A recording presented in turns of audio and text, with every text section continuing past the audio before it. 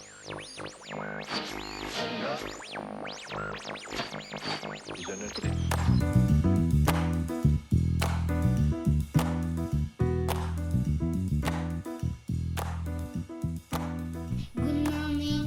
morning, planet. Bonjour, bienvenue sur Good Morning Planet. Le pin parasol, voilà une arbre qui évoque le soleil, les cigales et les vacances.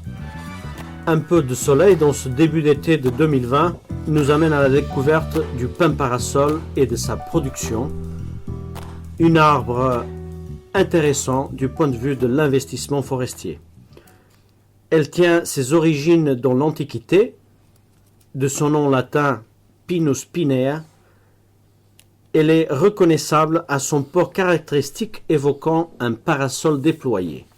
Issu de la famille des Pinacées, son aire d'origine se trouve sur le pourtour méditerranéen, principalement en Espagne, Italie, Tunisie ainsi qu'au Portugal.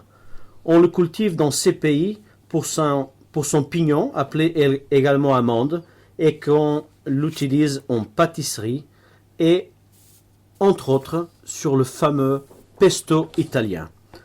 Adrien Sebastiao, cofondateur de Terragri, va nous parler un peu de cette essence magnifique. Bonjour Adrien. Bonjour Francisco, magnifique, je vois déjà que tu aimes le pin parasol. Ah, je l'aime beaucoup, c'est vrai. Et c'est vrai, tu as raison, il caractérise les vacances. En France, quand on commence à arriver dans le Var, quand on commence à arriver là dans la Provence, on voit ce pin parasol avec ce port majestueux et puis il y a les cigales qui vont avec et c'est vrai qu'il y a un air de vacances. Et puis là on va parler surtout parce que tu y es pour quelque chose. On va parler surtout du Portugal parce que on connaît bien cet investissement sur le Portugal. Et c'est vrai que c'est un investissement que j'apprécie aussi. Pourquoi ? Parce que il va allier plusieurs cultures. Il va allier la culture du pin parasol, du pignon, d'accord, qu'on va récolter, comme tu l'as dit, en pâtisserie. Parce que c'est un arbre, en fait, qui va aller, où on va avoir une densité finale, on va en parler tout à l'heure, jusqu'à 180 arbres. C'est un arbre qu'on va exploiter de manière très longue et entre la finalité de la coupe finale, on va avoir des récoltes de bois intermédiaires. Pourquoi ? Parce que on va planter à une densité de 400 tiges hectares, 400 arbres hectares, d'accord ? Et alors souvent les plantations de pins parasol, ça il faut le savoir, elles sont greffées, d'accord ? Ça permet en fait une production plus rapide. Et si on va faire cette opération de mi-avril à mi-mai. Et en fait, ça va nous permettre d'avoir une production, comme je te le disais, plus rapide. Ça se fait autour du 7e, 8e année, correct ? C'est ça, c'est correct. Et puis, ça va surtout nous permettre de ne pas attendre le délai de 15 à 25 ans si on ne le fait pas. D'accord ? Et ça, c'est quand même vachement important. Donc, c'est un arbre qu'on va cultiver jusqu'à 80-100 ans, hein, d'accord ? Avec, comme je te le disais, une densité finale à 100-180 arbres environ, d'accord ? À l'hectare, toujours à l'hectare. Et puis, à partir du début de la vie de l'arbre, on va faire de la sylviculture, comme toute plantation, comme toute forêt. Et en fait, ça va se décomposer comme ça. En fait, on va avoir un cycle de 3 tailles de formation et d'éclaircie qui vont se réaliser entre la 5e et la 25e année. D'accord ? Après, entre la 5e et la 6e année, tu vas venir réaliser la première taille de formation. C'est quelque chose qui est important. Après, plus tard, on revient à la 10e et la 12e. Et là, on va faire la deuxième taille de formation et la première éclaircie. D'accord ? Après, tu as la fructification qui commence vers 15, 16, 20 ans. D'accord ? Et à partir de la 20e année jusqu'à la 25e, on va venir faire la 3e taille de formation et la 2e éclaircie. D'accord ? Donc pour expliquer un peu la logique de ces coupes intermédiaires et de ces éclaircies, c'est bien une arbre que au début a besoin, on la veut verticale et haute, et donc de la proximité dans la phase de plantation, Mais après, dans la phase adulte et madure, on veut que les œufs ne se touchent pas. Correct, une fois que pour la fortification, c'est un point extrêmement important. C'est correct. On peut dire deux choses. La première chose, c'est que c'est une essence héliophile, donc qui aime la lumière. Ça, c'est important. Hein, son aire d'origine, ça nous le confirme déjà. La deuxième chose, c'est que c'est une essence thermophile. Elle préfère les températures élevées. D'accord ?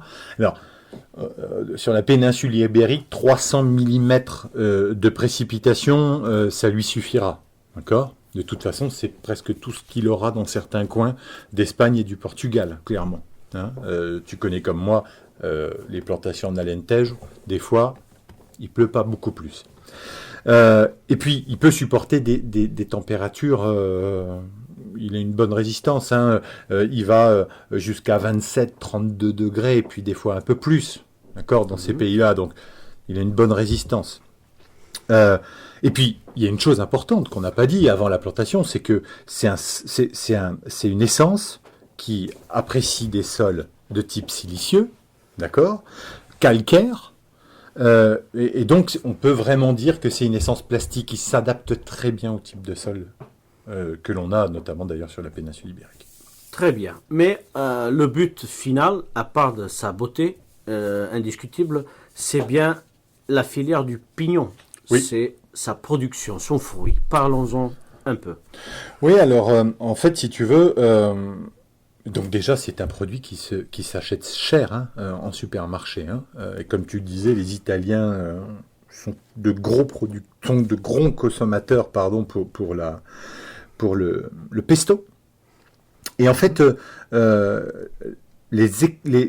y a quelque chose que j'ai oublié de te dire, c'est que déjà pour le pain parasol, il faut absolument un élagage continu.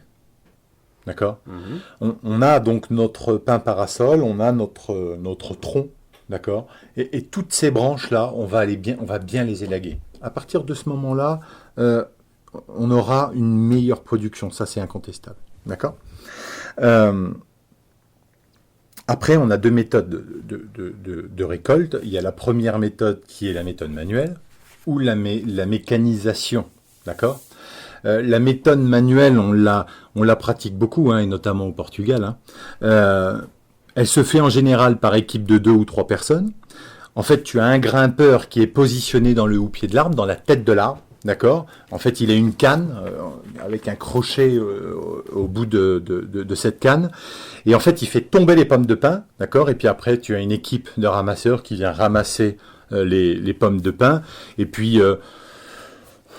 on peut dire qu'un cueilleur peut ramasser 300 kilos de pignes par jour.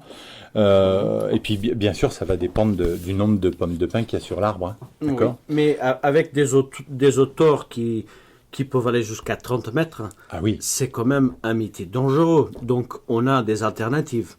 On a la récolte mécanisée. T'as raison, ça monte haut, et puis lorsqu'il a une centaine d'années, il est haut. Hein. Alors, la récolte mécanisée, en fait, ça consiste à avoir une machine qui va secouer l'arbre, d'accord ? Donc c'est quand même extrêmement intéressant. Et puis au niveau des coûts, c'est quand même plutôt pas mal. Le problème de la machine, c'est qu'il faut avoir un conducteur derrière qui soit quand même chevronné, qui connaissent bien la mécanisation. Pour la simple et bonne raison, c'est que sur le pain parasol, tu as 3 années de pigne de pain. D'accord ? Tu as l'année N, tu as